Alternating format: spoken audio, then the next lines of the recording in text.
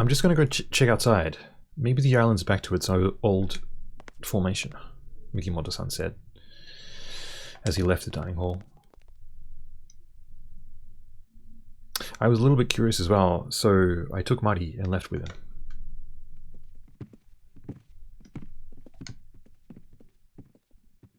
Mari turned to me and said, "So I guess this means we know what Abiko-san's motive is then. It's revenge. I guess he's trying to get revenge for someone." Whoa, Mikimoto-san said suddenly. Hearing him, Mari and I ran towards him in the lobby. What happened? Mikimoto-san was standing in the direction of the Hanged Man Tower.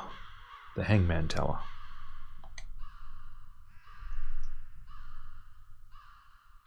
I looked towards the tower.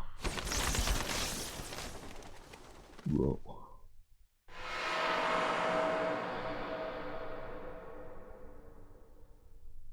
Oh dear. I guess this is the third victim. I faintly remembered Kyo-san's story that she had told to us earlier. About 100 years ago, prisoners that had tried to escape from the mansion were hung up on this tower.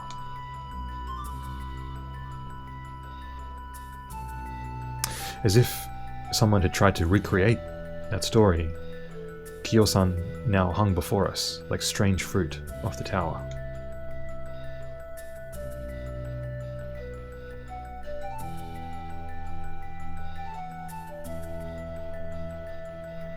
And here's this must be the third verse of the Warabe-uta. Here, the same format, Sokomushimura, the Yamamba from Sokomushimura. Yamamba is like the mountain woman. I guess, maybe older woman of the mountains. She's saying, it's scary, I'm scared. And she's crying, and we ask the baby crow, maybe, or the crow, what happened, or like what's scary. And it says that the evil weasel, Funoshin,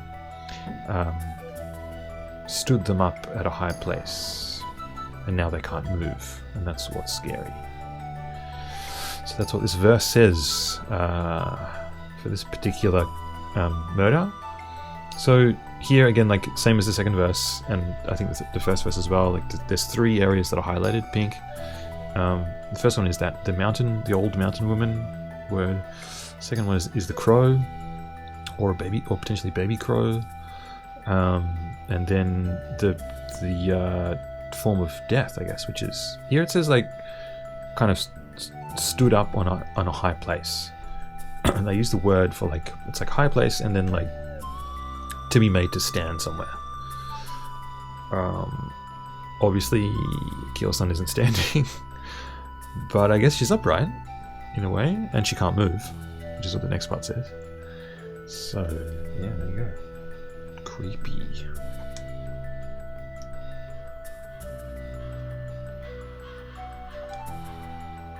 I heard Mari humming a faint tune right next to my ear. I was thinking the same thing. I realized that this old mountain woman word probably referred to Kyo-san in this case.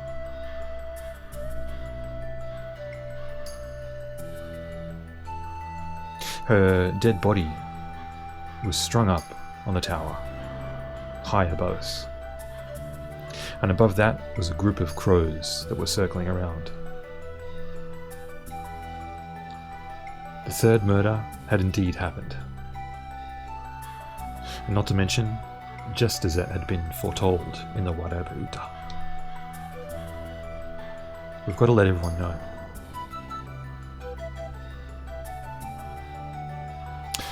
When we told Kaneko-san and Keiko-san what had happened, they simply started crying and stayed in the dining hall. Everyone else fled outside in a panic. It's one of these mock murders again, Toshio-san said, drawing a long sigh.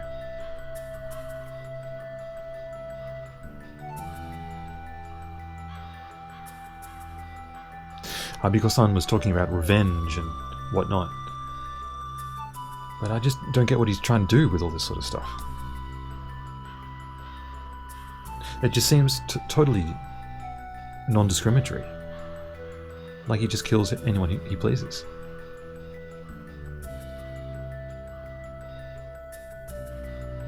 It's like he just gets amusement from killing people as per this strange Warabe-uta. I turned to the other people in the group and said,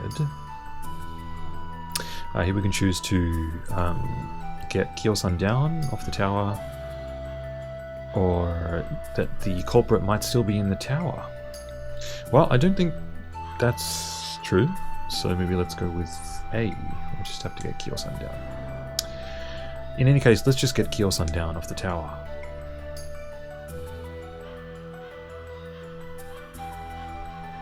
I can't bear to watch her being eaten alive by the crows. However, Murakami-san jutted in at that point and said, "There's no telling when the rest of us are going to be killed, you know. I don't have the time to go to all this fuss over someone else. We should just leave her be. She's an old woman anyway."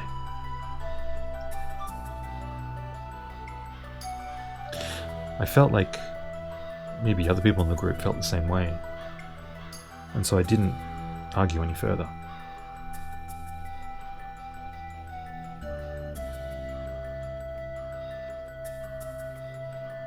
Now that the third person had been killed, I couldn't imagine what everyone was feeling. But even despite that, I felt like I needed to do something, given the situation. I looked around at everyone's face, but everyone had turned their gaze downward.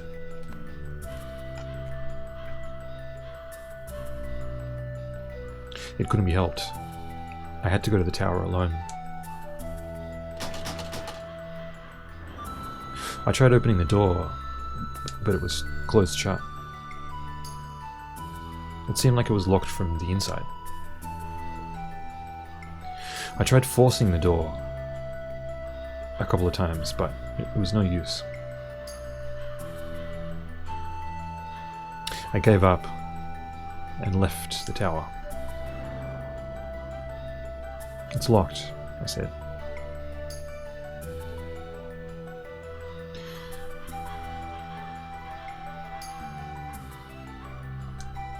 I heard Mikimoto-san talking to himself as I returned to the group. What is that?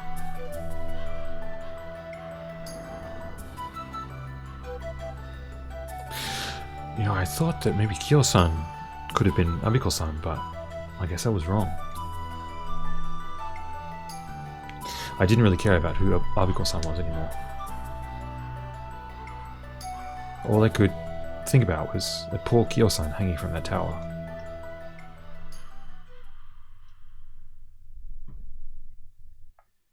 When we returned to the dining hall, Kayama-san was seated at the table. Kanako-san and Keiko-san were nowhere to be seen. Perhaps they'd returned to their rooms. I relayed what I'd just seen to Kayama-san. "I see. So Kyo-san's also..." Kayama-san whispered.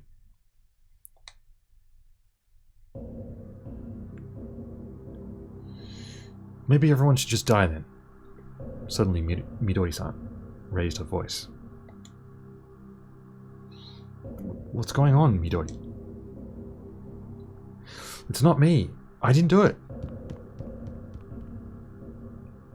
Midori-san covered her face with both her hands and ran from the room. Toshio-san, confused, chased after her. However, do you hear what she just said?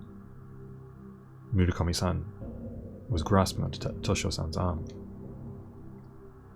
She said that everyone should just die.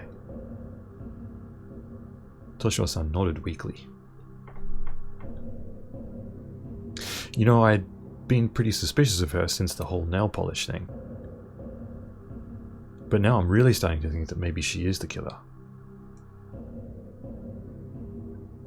Look, she's really not the type of person that could do something like that. I get that that's what you want to say. I think anyone would want to believe their own wife. But do you really think she hasn't done anything? Do you really think she's innocent? I do. You're hiding something, aren't you? No? Why would I? I just can't believe that Midori would...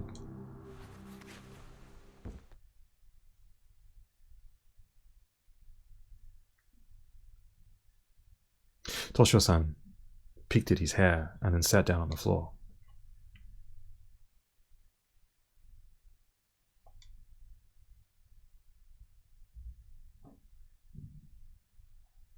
It seems like Midori-san's really starting to lose it, Mikimoto-san said, lowering his shoulders.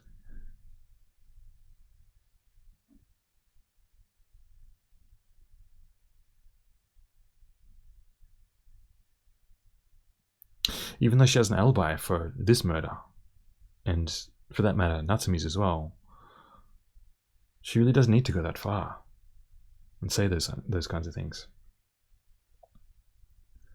Do you really think she has an alibi? Murakami-san said coldly.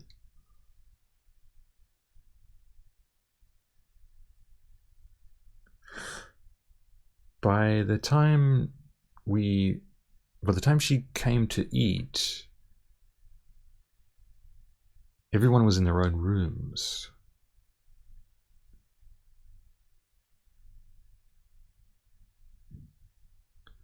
Maybe she crept out of her room and hung Kiyosa up on the tower after she'd finished serving the soups.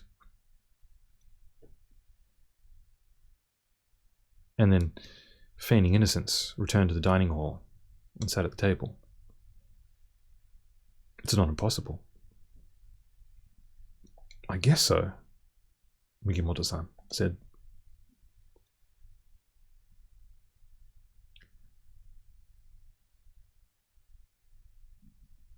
But when you think about it that way, that means that everyone is a suspect. Although,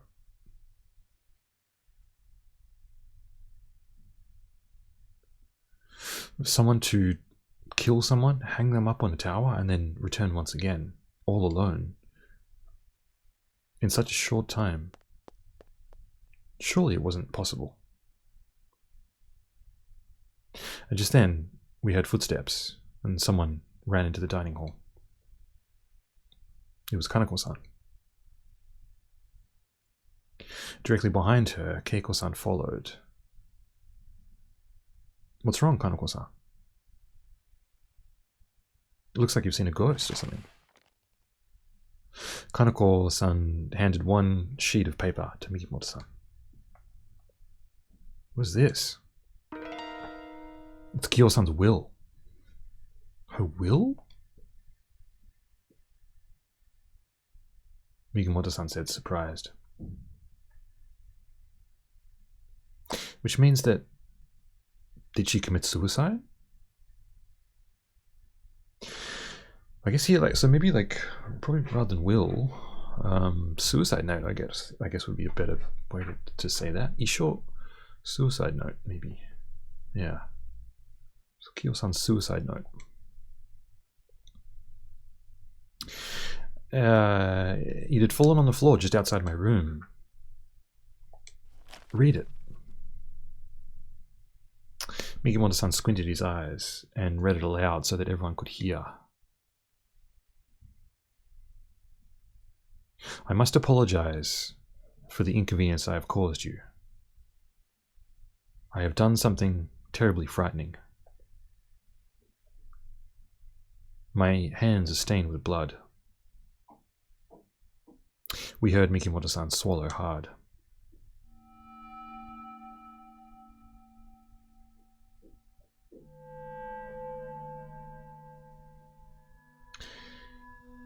I willingly and knowingly helped Abiko Takemaru, the owner of this mansion,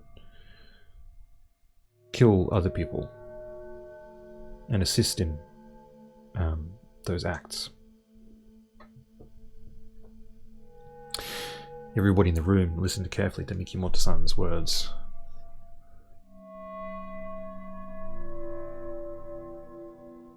Abiko Takemaru held a deep-set grudge against Masaoka-san and vowed to take revenge.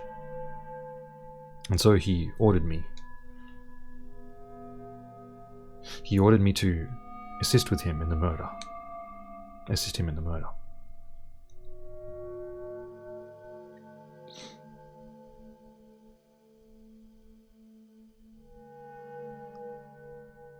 I had to do exactly as he said, as he knew my weaknesses.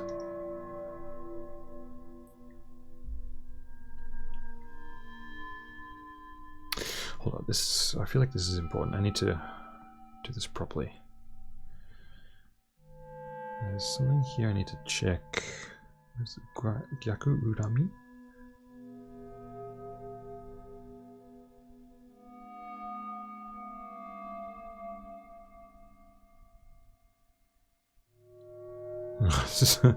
It's kind of complicated. So here, like, Kiyo-san uses this word. I don't even know. There's not even really like an English word for this.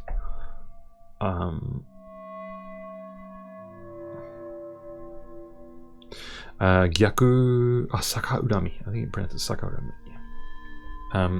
It's like being resented by someone. Hang on. It's like a double negative kind of thing.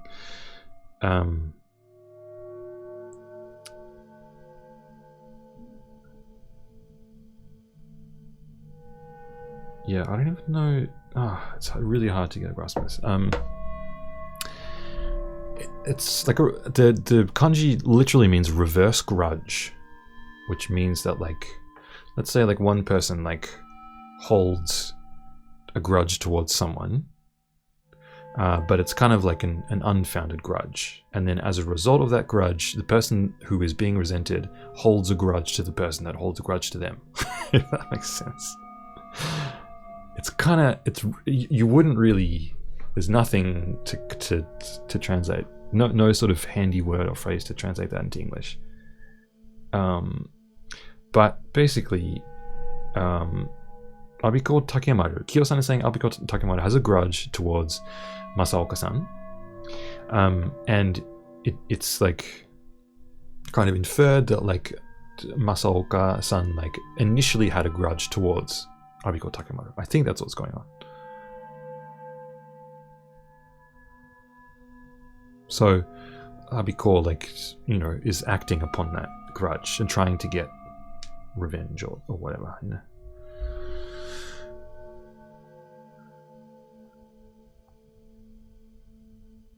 Yeah, some kind of retribution. But obviously there's some kind of bad blood between them, I think.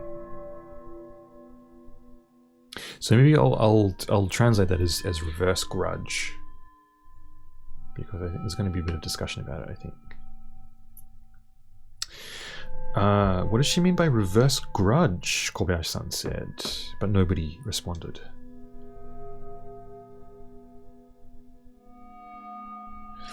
It was Abiko-san who did the actual murder, but it is a fact that I helped in the act. That's the next bit. There's no way an apology could make up for what I've done to Masaoka-san, but I hope that in death my sins will have been cleared. I hope my death will make up for his death. Please forgive me. Abiko-san's revenge has thus ended. And as such, nobody else is in danger henceforth. Please wait for the boat back to the mainland in peace. I wonder if she's telling the truth, Kobayashi-san said quietly.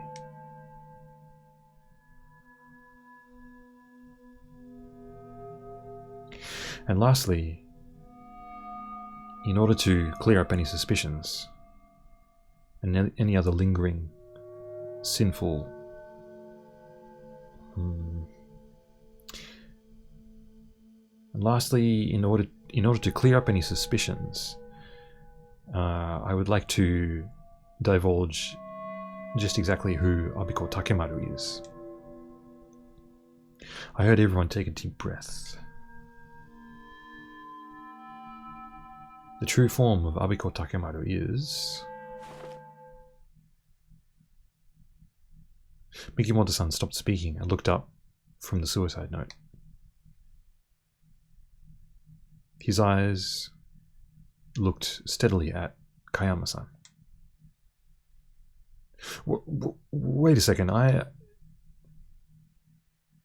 And just as Kayama-san, confused, stood up, Abiko Takemaru, the true form of Abiko Takemaru is... Natsumi-san. Lies! Kayama-san stood and screamed.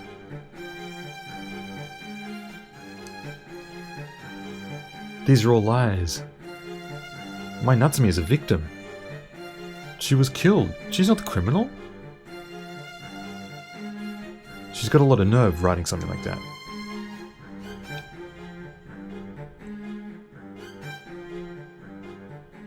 Kayama-san snatched the suicide note from Mikimoto-san's hands and stared at it intensely.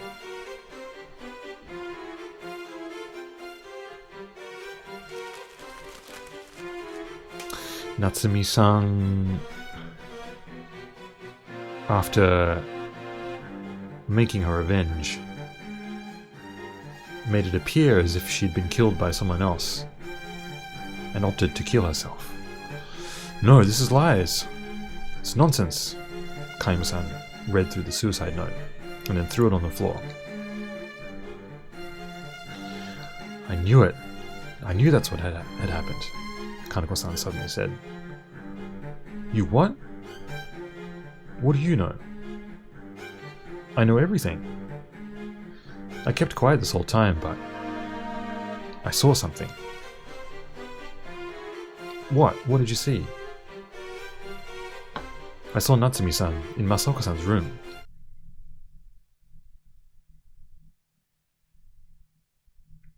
And suddenly, a deep silence fell upon everyone in the dining hall.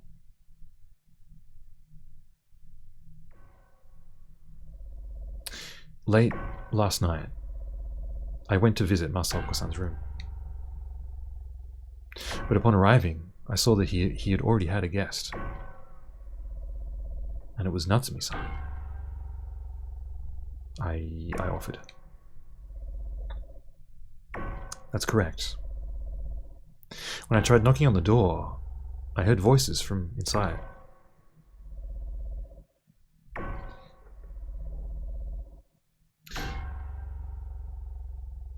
Just, please, don't tell him, okay?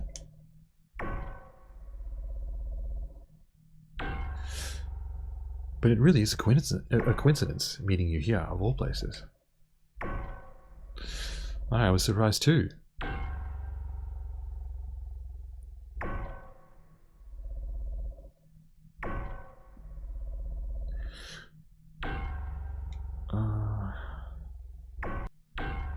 You know, he's really normal. I finally managed to escape from you, and now I feel like I could really be happy.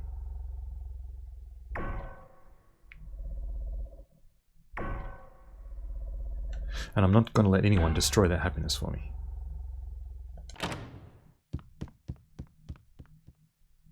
Oh no.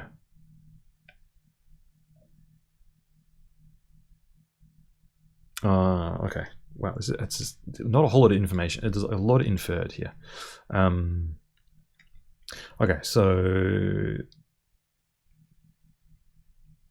Kaneko-san goes to visit Masaoka-san, and then there's kind of this these couple lines of dialogue, which she hears from inside, and I guess it's Masaoka-san and Natsumi-san talking, but it doesn't indicate who's saying who, and the thing about this is something that you can't really translate into English, but the thing about Kayama-san and Natsumi-san is that they speak in a very typical Osaka accent. So you might remember the background of Kayama-san as a character is that he's from Osaka, and he's this kind of jovial, Osaka type person.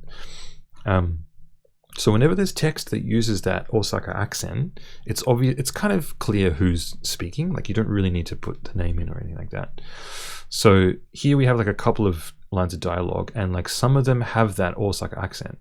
So those lines are presumably spoken by Natsumi-san, and the other person speaking is Masaoka-san. Having said that, it's sort of tricky to know who's saying who to who. So I thought we could just kind of go through each of these lines one by one.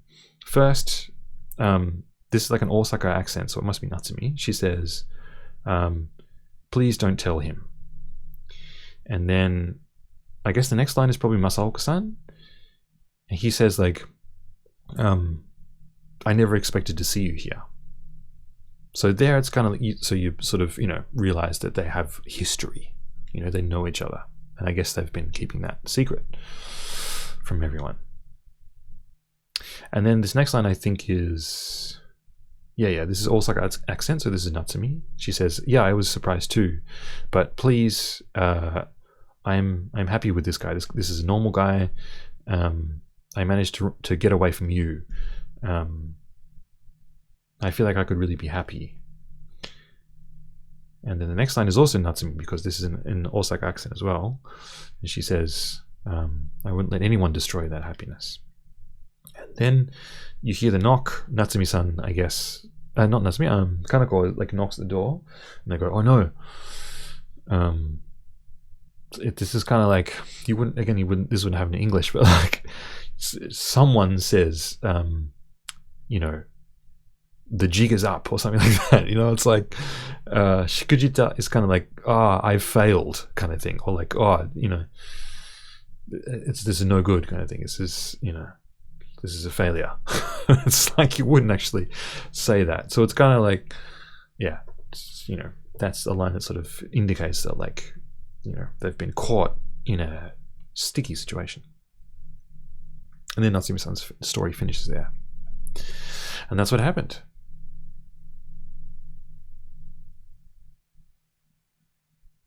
I thought maybe I would enter Masaoka-san's room as Natsumi-san left, but my head felt a little sore and I didn't really feel like dealing with him at the moment, so I went back to my room. But I never thought that Masaoka-san would have been killed after that. Kayama-san's face was red as a beet as he looked at Kaneko-san. I turned to ask Kaneko-san, is there any chance you dropped your earring at that point? I guess I did. Why did you go to his room so late at night? Mikimoto-san seemed to be interrogating her.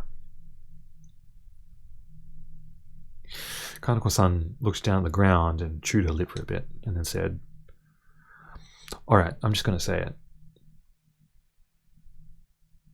I wanted to be in the entertainment industry. I've always wanted to, since I was in high school. In the end, I just got a normal job, and I guess it's kind of fun, but I thought maybe having a job in the entertainment industry was just a pipe dream, but I guess I didn't really give up on it after all. So you took what Masako-san had to say to heart? Mikimoto-san asked. And Kaneko-san nodded. I thought maybe it was my last chance. I didn't think about it that clearly though, and well, I guess I thought I'd just go and ask.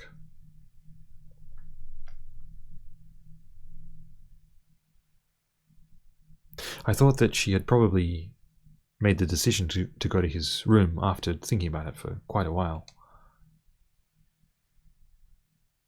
Keiko-san looked at Kaneko-san as if she was about to cry.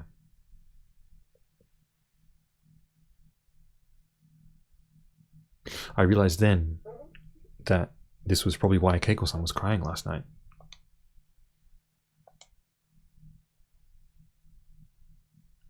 I don't believe it. I just don't think Natsumi would kill someone like Masaoka-san. It's got to be lies. But it's the only plausible reason. And it's written in this note as well, Murakami-san said. No, I won't believe it. Natsumi's innocent. Not to mention there's no evidence. That note doesn't suffice as evidence. There's no way knowing whether it's true or false. Well, I'm not lying, Kaneko-san said, and stared at Kayama-san. Come to think of it, I said. When everyone was searching the mansion, Kayama-san, didn't you find something in Masaoka-san's room?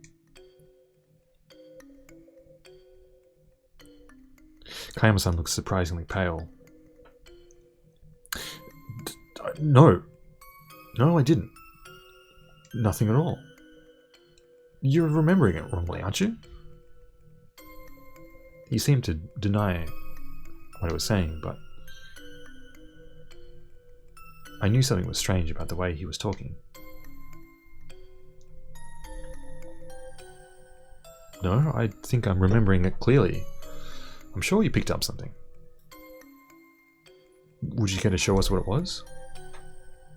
Look, I'm saying I don't know what you're talking about. Look, I'm feeling really ill about this whole thing. I'm going to go back to my room. He turned on his heels and quickly left the room.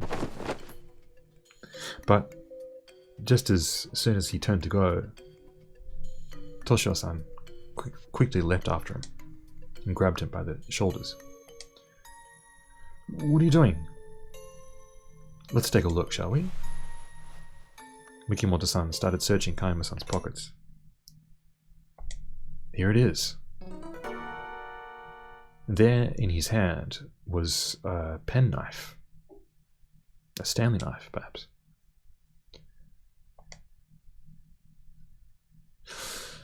In the design on the handle, in flowing handwriting, was written Natsumi.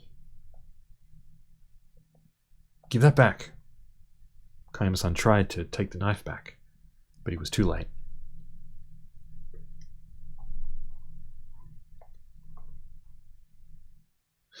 So, you found this in Masaoka-san's room, and then thought you'd hide it before anyone realized, didn't you? Oh, man, I knew I should have thrown that out sooner. Care to tell us what this means, Kayama-san? Look, I tried asking Natsumi, and she confessed. Kayama-san draped himself over the table as he spoke. I knew it, Kobayashi-san said. I'm not talking about her killing Masaoka-san.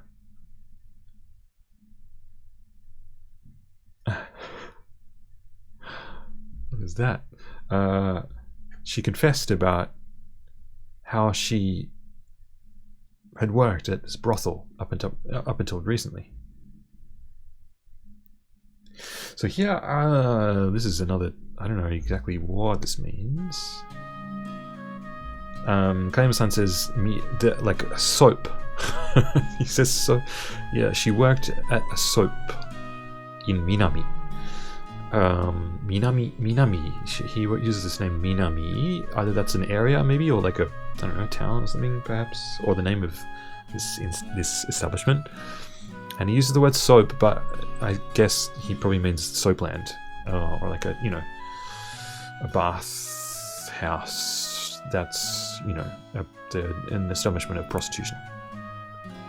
So for those who are familiar with soapland, it's kind of a you know, semi-legal form of prostitution in Japan,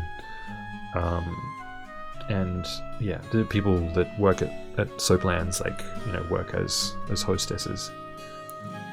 It's yeah, it's work in the adult industry. So she confessed to Kanema-san that she until recently was employed at a soapland.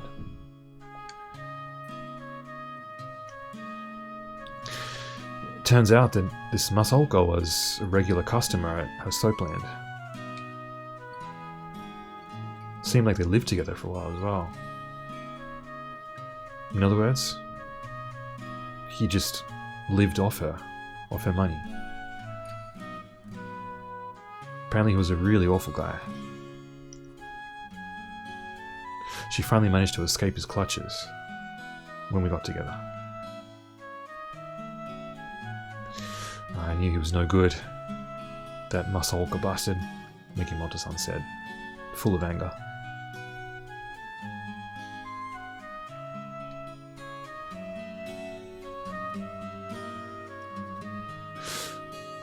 The reason why Natsumi went to Masaoka-san's room was to tell him to not tell me about their past.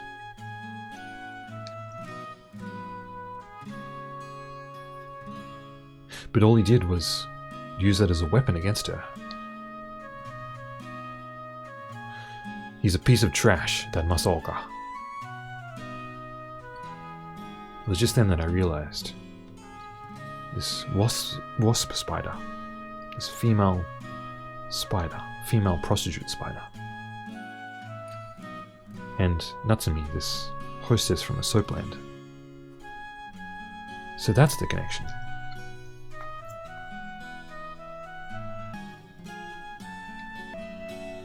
Natsumi was furious at the situation, but thinking of me, she held her anger inside and came back to our room without doing anything. She hasn't done anything. So why do you have her knife then? Asked Kanoko-san. Natsumi used to be bullied in high school, and ever since then she's always carried around a knife. I've always told her not to carry around a knife like that, but she couldn't stop. I never thought she'd drop it in Masaoka-san's room of all places. So I quickly picked it up and...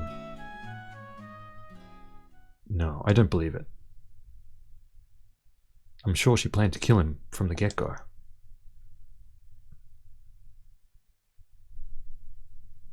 Didn't they say that Masaoka-san's throat had been slashed by some kind of sharp object? She's the killer, I know it. You need to shut up right now.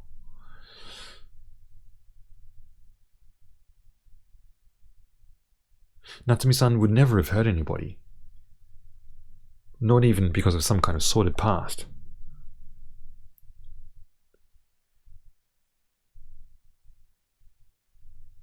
She's a lot more respectable than someone like you know? Someone who just wants to sell their body to get a job in the entertainment industry.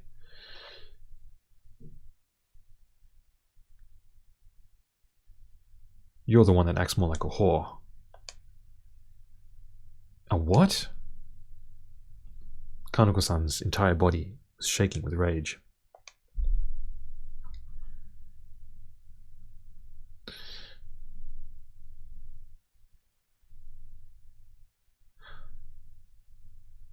You know, I embarrassed myself just to tell everyone exactly who the killer is. Now, just wait a second. I tried to get in between them. There's something strange about this whole story. What? What's strange? Oh, I accidentally selected the top thing, but that's okay. This A and B selection. The first one was what time was it that Kaneko-san went to Masako-san's room? B is Natsumi-san was killed by strangulation with a scarf, right? I think either of those are probably good to ask, but yeah. Oh god. Yeah, let's just go there. I think. What time was it? What time was Kaneko? I think it was around 12 at night. You said that Natsumi-san left his room pretty quickly, right? That's right. I kind of hid close by against the wall. So she left without realizing that I was there. You said that after that you heard Masako-san's voice, right?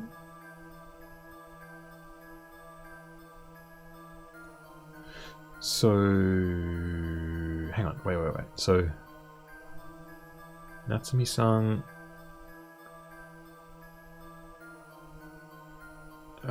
yeah, that's okay. So Natsumi-san left the room. And then after that, you heard Masako-san's voice. In other words, at that point, Masako-san was still alive. Right. We heard that scream at around 3 AM in the morning. So if Natsumi-san did kill Masako-san, the time doesn't match up. Well, maybe she returned after a while and killed Masako-san later on, Murakami-san said. Well, if you put it like that, then the likelihood of Natsumi-san killing Masako-san is the same as everyone else.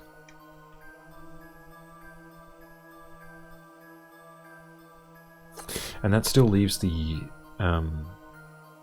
puzzle about how they left the room.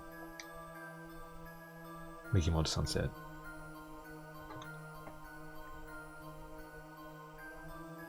But in any case, she had a motive to kill him. So she's probably the most suspicious at this point. Well, it turns out that perhaps that's not the case. On the contrary, maybe she's the least suspicious. Why do you say that? Think about it. The door was locked from the inside.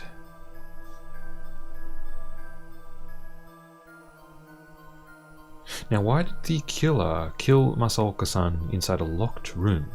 What was the reason for doing so? Well, maybe to set up an alibi.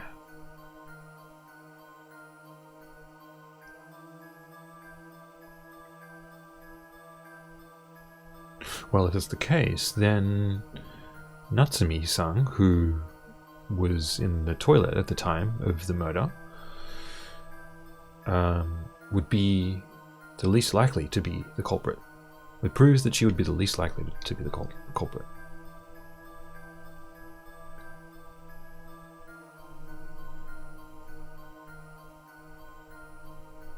In any case, it would have been an alibi that was meant to show to other people that she was in her room.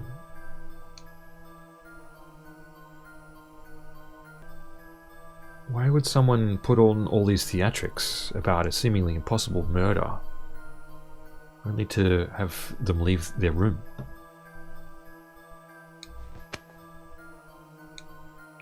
That's it. Thank you for saying that, Kanema-san said, grabbing me by the shoulders.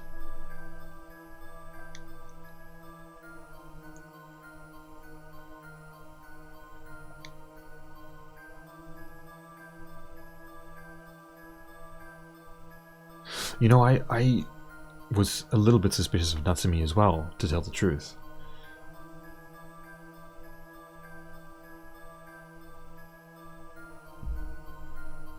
When I saw Masaoka-san's dead body, I did feel like he had it coming. But at the same time, I did feel a little bit guilty. I wanted to believe her, believe that she wasn't the killer. There's one more thing, Marty said.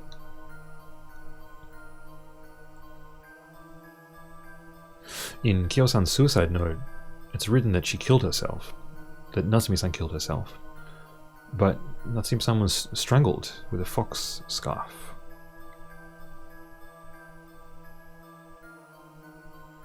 There's no way she could have strangled her own throat, not with wrists like those.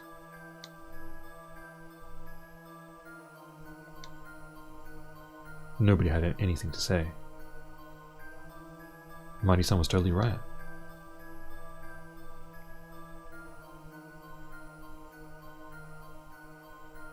If Natsumi-san had killed herself,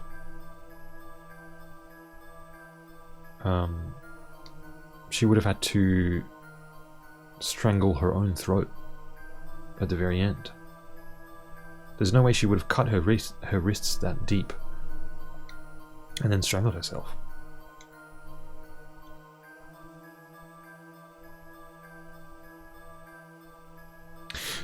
So what is it exactly that you're trying to say? Murakami-san said, and Marty turned to him. Natsumi-san didn't commit suicide.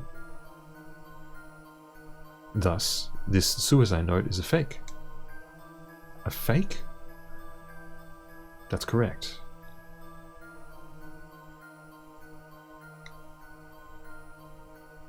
The idea that Natsumi-san is Abiko Takemaru, and that Kyo-san helped her murder Masaoka-san is a lie.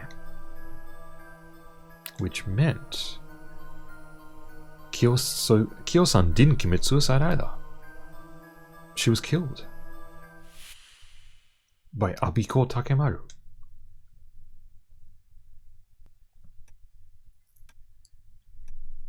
To go over the incident, we returned to the waiting room. Murakami-san looked annoyed, sitting alone, tapping his foot. Kobayashi-san was facing the wall, with a dark look on his face. And Toshio-san was punching his own palm, and seemed to be whispering to himself. Mikimoto-san was smoking and flicking ash into an ashtray. Kayama-san's eyes were closed, and he seemed to be growling under his breath. Kaneko-san, looking sour, went up to the second floor, and Keiko-san followed after her. Mari was staring into space as if she was thinking deeply about something. And I was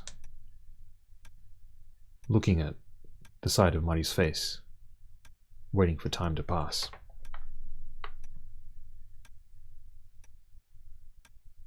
I thought that as long as time passed, everything would come to light.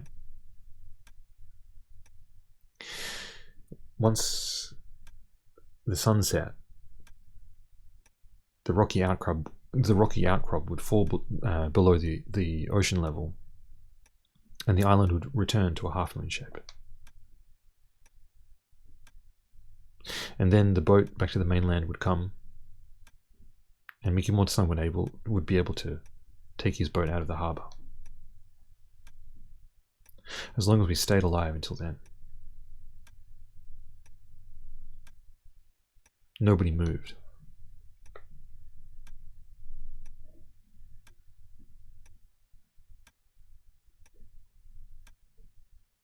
Not even the smallest sound could reach me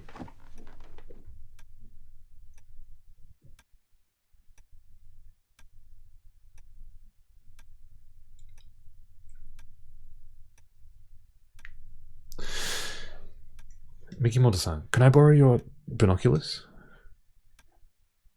Mari looked up at me. What's going on? I need to go outside. I thought maybe the sea level had risen again. I'll go as well.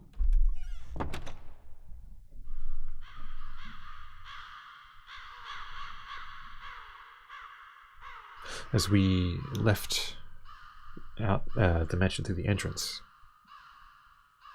it was hard not to look at the tower, the Hanging Man Tower.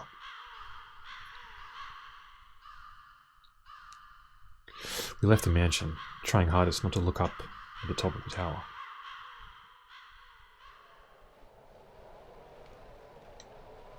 So? I shook my head. Mari lowered her shoulders. I decided to say what had been on my mind the whole time, or stay silent and look at Mari. Let's say something. I think. I tried saying what had been on my mind the whole time. Mari, I'm sorry. If I didn't invite you on this holiday, I'd... What are you talking about? Mari turned to look at me.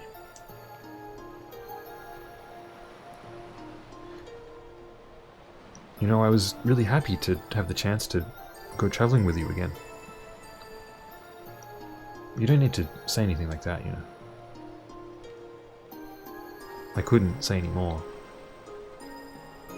And then I made up my mind.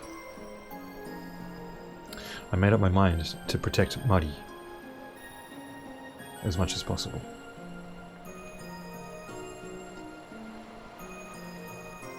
No matter what happened.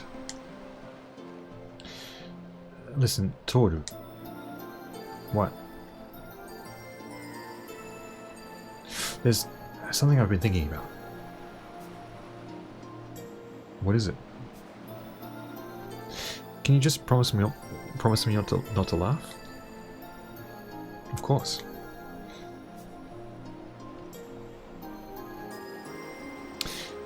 You know, I always thought that the shape of that mansion was kind of like a donut, that it had a part bitten out of it. You know, it looks just like the island. This half-moon island. I guess you're right, now that you mention it. You know, I found myself thinking when I first saw it. Maybe the Kishizaru clan, the people from the Kishizaru clan who made this mansion, could have built it in the shape of this island. What do you mean? Maybe the island is like a model of the mansion. But it turns out that the island was actually circular. Yeah. So does that mean that the island isn't a model of the mansion? No. I mean... Well, if the mansion was made in the shape of the island, maybe the mansion is circular as well. Yeah, but, I mean, the mansion isn't circular. I wasn't quite sure what Mari was talking about.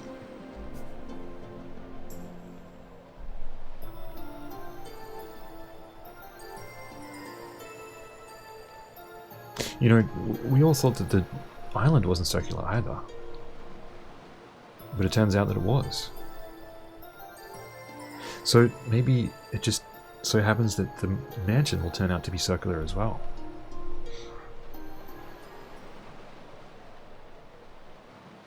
I was thinking about that when I found out that Masako-san had been murdered.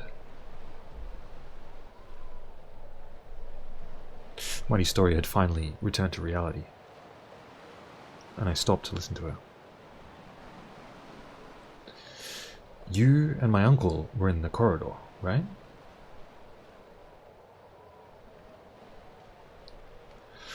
So nobody could have entered that room from the corridor. Which only leaves entrance to the window, right?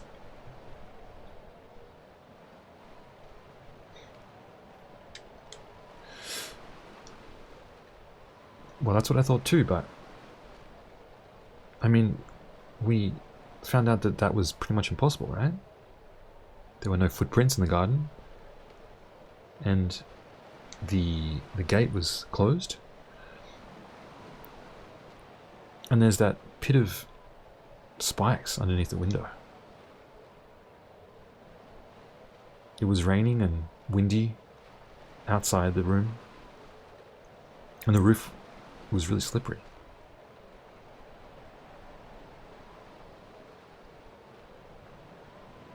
Yeah, but the closest thing to that window was another window. The window of the storage room.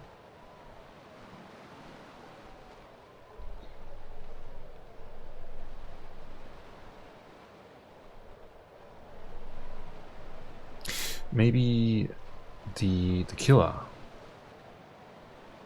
left through that window and entered Masako-san's room through the other window. And it's quite a distance between the two windows, though. It doesn't matter how tight you tie a rope between the two windows. I feel like it would just hit the ground.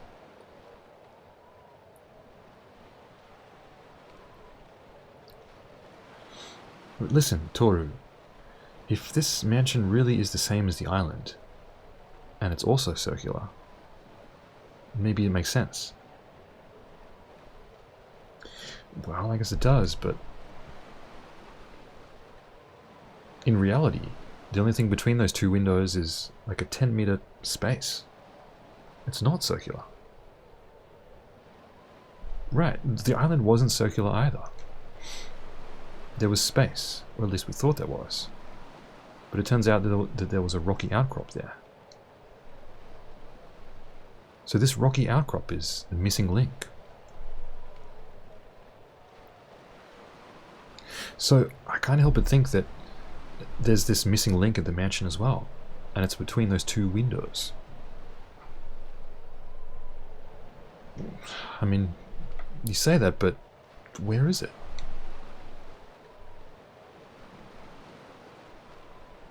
It should be right in front of our eyes. Maybe we're just not realizing it. There was something puzzling about what Money was saying. A missing link. We return to Mikazuki Mansion. And this time we looked up to the tower on purpose.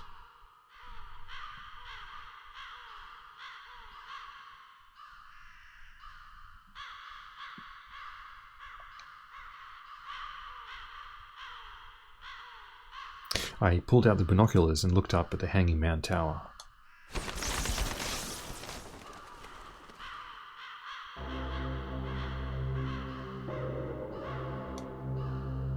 There's no way... No, it can't be. And yet... Marty, quick, go get a ladder. A ladder? Why? We need to get Kyo-san's body down, right now. There's something I need to check. What? But... I'll explain later. Just, we need to do this. Quick.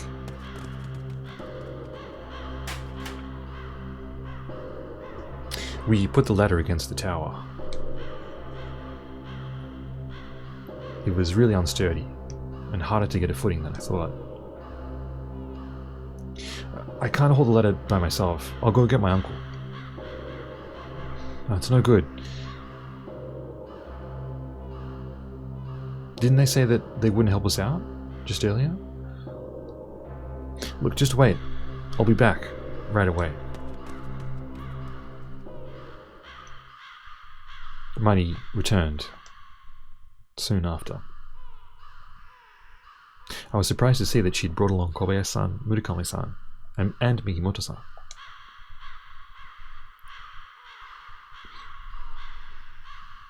Maybe they felt uncomfortable being in the same room, being in such a dim mood. What's going on? How come you want to get the body down so suddenly? Is something going on? Koryo-san said. Yeah, well... I mean, it's just an idea I had, but... In any case, we just need to get her down.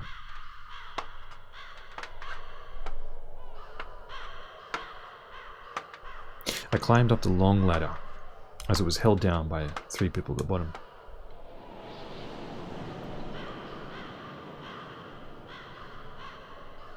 The ladder shook in the wind, and I tried to hold my body close to the metal.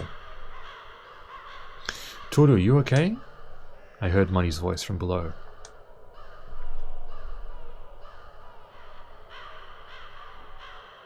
Looking at it from the bottom, the tower didn't seem that high, but climbing up it, I started to feel just how tall it was.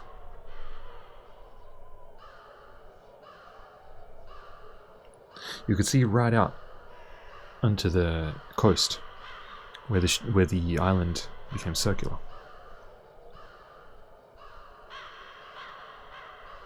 The ocean all around it shone a bright blue.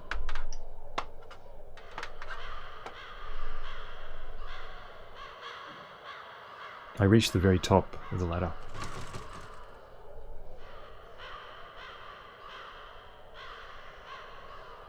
I put my hands on the window and pushed and pulled, but it wouldn't open.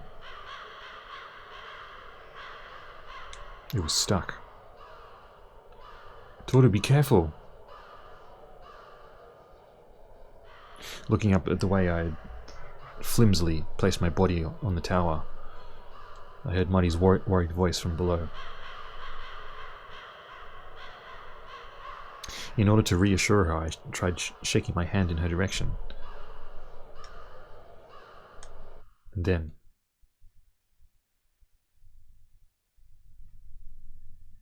What?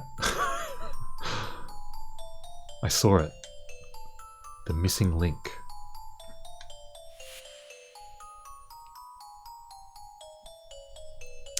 Mikazukijima, the island we were on, was inherently in the shape of a sea. The blue ocean surrounded it. And the Mikazuki mansion was also in the shape of a sea. And around the mansion,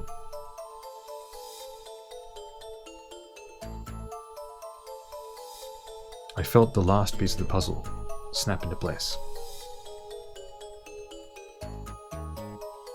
I knew everything.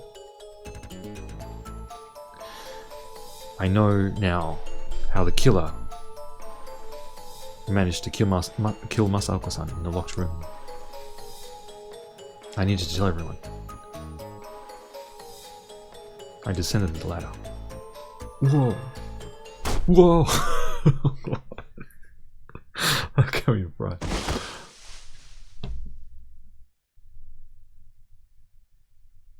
Toru. I heard someone calling my name. Toru. Was I dead?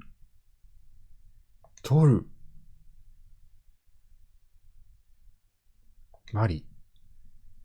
I saw Mari's face before me. Thank God. Mari started crying. Big tears. Ow. I felt a sharp pain in my right shoulder. You shouldn't try to get up just yet.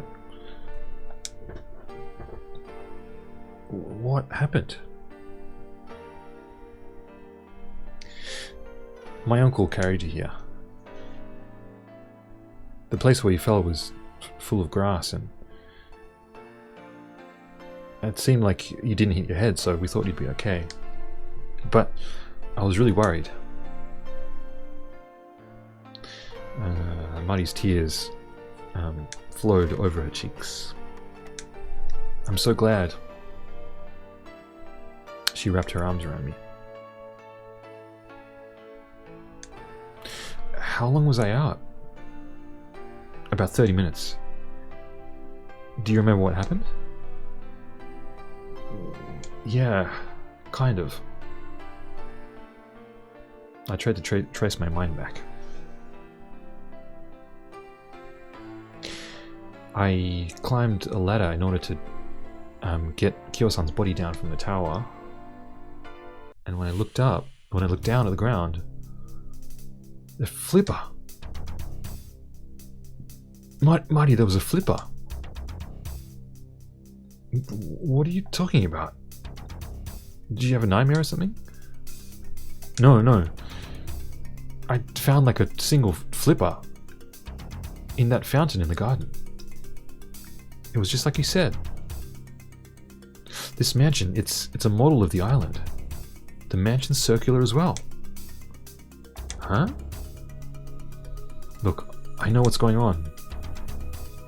I know how Masaoka-san was killed. Really? Probably. There's just one more thing I need to check, I said. What do we check? Yeah, I still don't really know what he was saying about Kyo-san's body. Kind of want to find out about that. That's the first option. And B is like we can ask Mari if she's entered the storage room before. I'm just going to save it first.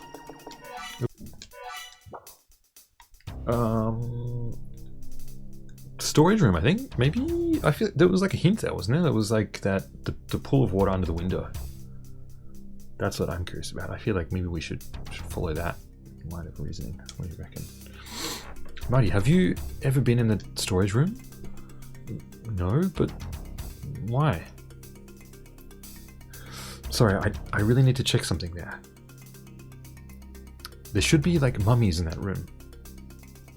Mummies? Marty didn't move an inch.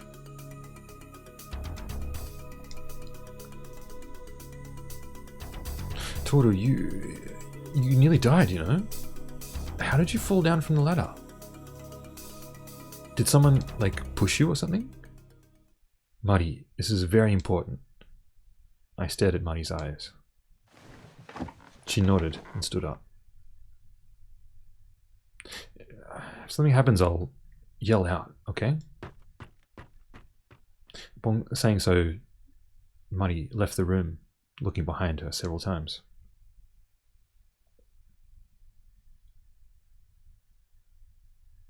Goes without saying that I was worried about Marty.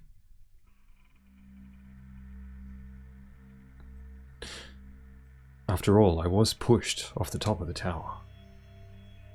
Someone had been waiting in there and wanted to push me off the top of the tower. In other words, they tried to kill me. I felt my body shake.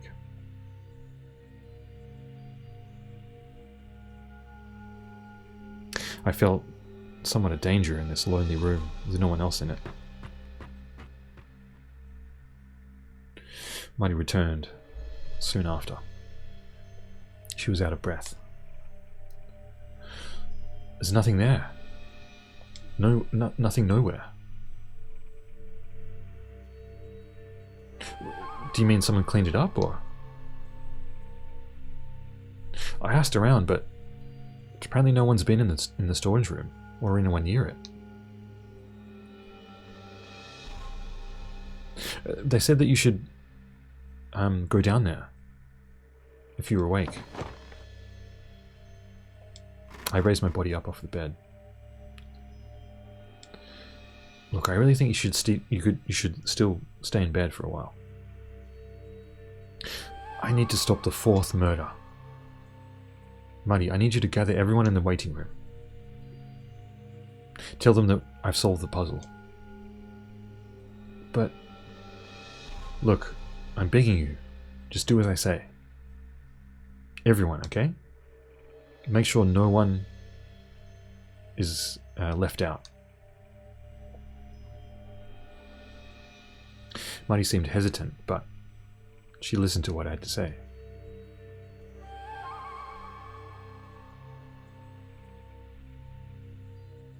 I went to the waiting room, holding onto Marty's shoulders.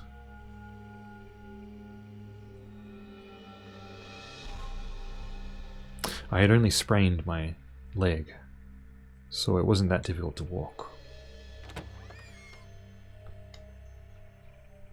As we entered the waiting room, everyone looked up at me.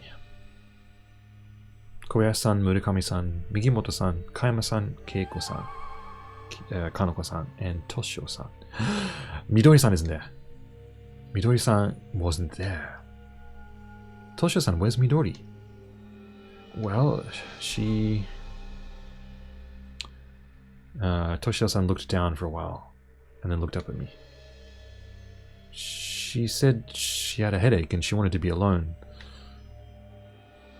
She was in a room by herself, and I went to go and get her from her room, but there was no one in there.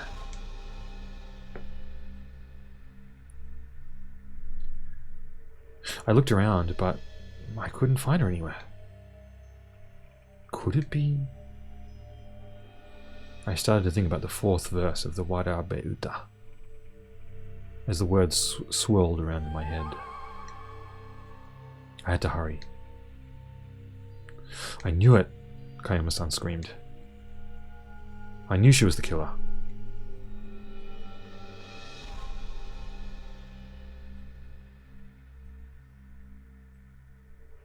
Maybe she realized that she'd been discovered, and she's tried to run away. What? Toshio-san lunged at Kayama-san. Stop, please, Toshio. Kobayashi-san and Mikimoto-san tried to stop Toshio-san. Midori hasn't done anything. Then why is she trying to run away? She's not trying to run away. She's not that kind of woman. That's correct. Midori-san is not the killer. Everybody stopped what they were doing and looked in my direction.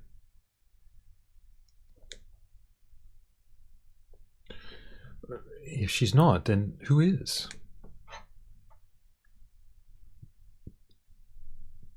Before we get into that, we need to search for Midori-san. She might be in danger. Huh? The blood ran from Toshio-san's face. Why would she be in danger? Mikimoto-san said. It's the children's song, the Warabe-uta. Everyone try to remember the fourth verse of the song. Here's the fourth verse of the Warabe-uta.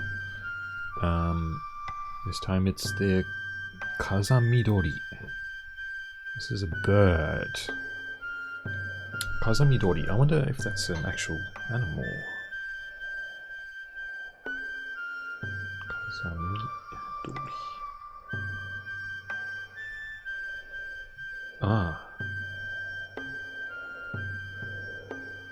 Weather vane. It means weather vane.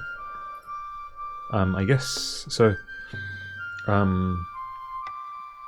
I guess maybe, yeah, this is referring to like an actual weather vane, which is like, if you remember, it's like in the shape of like a rooster or something. I think maybe just sort of typical weather vane.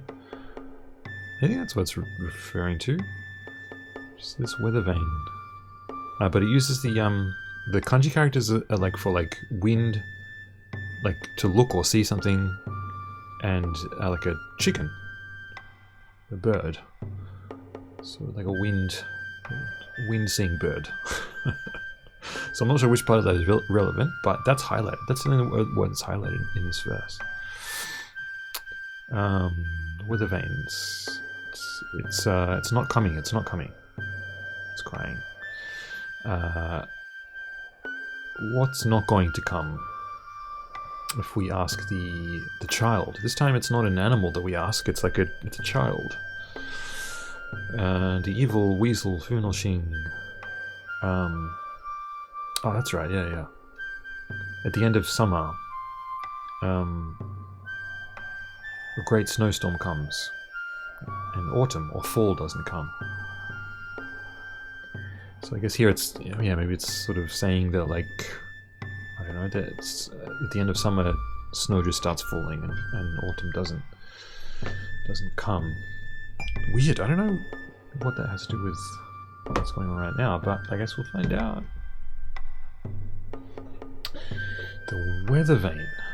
Midori. Don't tell me. Toshio-san started shaking.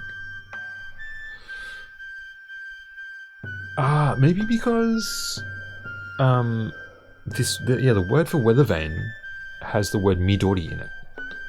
Wow, that's interesting. Midori. Ah. It's possible. In any case, we need to look for Midori-san right away. Everyone, let's go look for Midori. Please. I'm begging you. Toshio-san seemed as if he was starting to lose his mind. And so we first went back to Midori-san's room.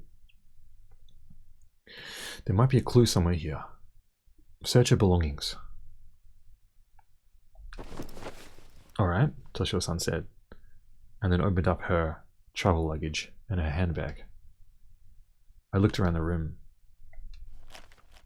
What's this? There was a piece of paper that had dropped below the bed. Something was written on it.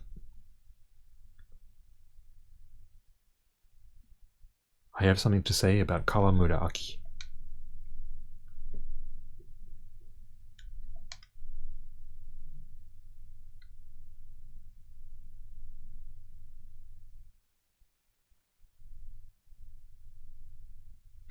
If you do not want Toshio to find out about it,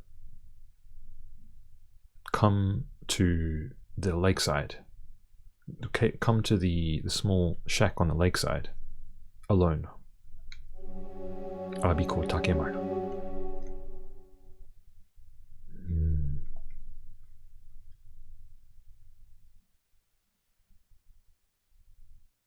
I looked at Kobayashi-san's face, which was white as a sheet. What's wrong? No, it's nothing. It's just... We should get to the lake as soon as possible. He was right.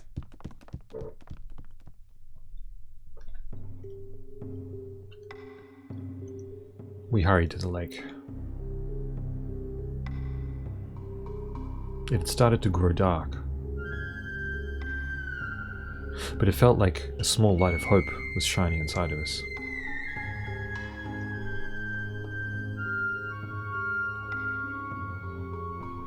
The fog was starting to clear, the fog that had covered the island and the mansion.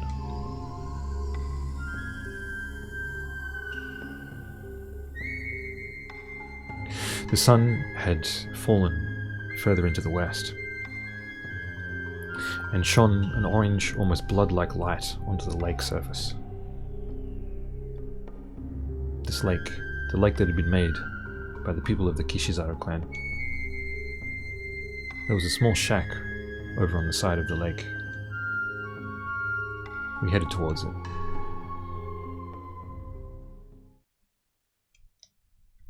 The front door was locked. Midori-san rammed his body up onto it and was able to blow it off its hinges straight away. We stepped inside. There! Mikimoto-san pointed at a wooden barrel at the end of the room.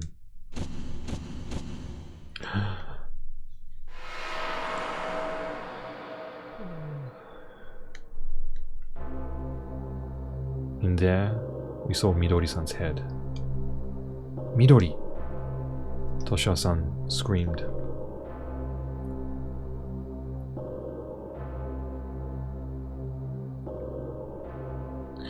Midori-san was buried deep in something that seemed like white snow. And all we could see was her head jutting out the top. Whoa. Mikimoto-san and Toshio-san pushed the barrel over onto its side. The thing that looked like snow was ice, cut into very small pieces. Aha! So now we have the again the fourth verse of the Warabe-uta, and now it's highlighting the bit about the end of summer and the great snowstorm. There it is. A great snowstorm at the end of summer. This also reflected the content of the children's song. Midori, Midori! Toshio-san, in a crazed panic, tried to wake Midori-san up. Mari ran to her side and checked her pulse with her hand. She's alive. She's still alive.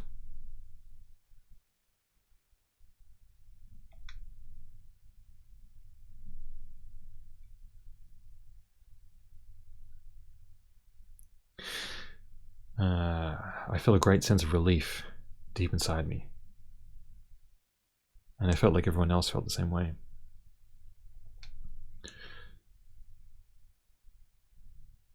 Toshio. Midori-san seemed to recognize the person that was holding her and managed to speak his name in a quiet voice. And a small smile crept on her face. We need to take her back to the mansion and warm her body up. Upon saying so, Toshio-san raised Midori-san's body up with both of his arms and ran out of the lakeside shack. Thank goodness. If we had been just a little bit late, she would have frozen to death, Marty said to me. That's what the killer was aiming for. Alright. I turned to face everyone. So, who was it that put this piece of paper in Midori-san's room? Everybody was quiet. Before we found Kyo-san's body, we were all in the dining hall.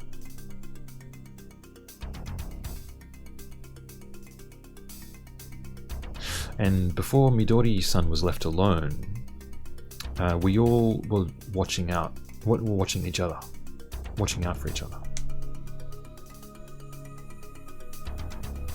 And I'm no exception to that rule. And I wasn't an exception in that case. Everybody nodded quietly.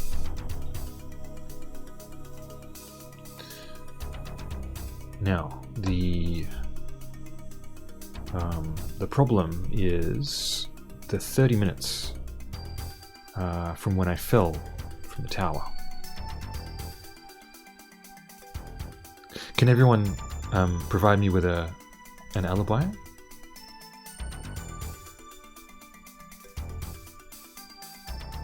Everyone said who they were with and who they saw. Okay. Now let me think. Kobayashi-san, Toshio-san, Mikimoto-san, Murakami-san, and Kayama-san were in the waiting room. Keiko-san and Kanako-san were in Keiko-san's room. And Mari and myself, well, Mari was looking over me. That's correct, yes?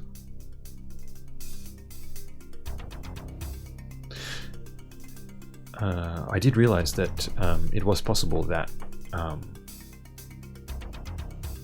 people were lying. But the killer had fallen into a sticky situation. And here we can decide to give the name of the culprit or look back on the events thus far. Well, I think this is probably going to lead us to that hint screen that we had the other day. So maybe we just have to say who we think the killer is. Oh boy. Without hesitation, I said the name of the killer. The killer is...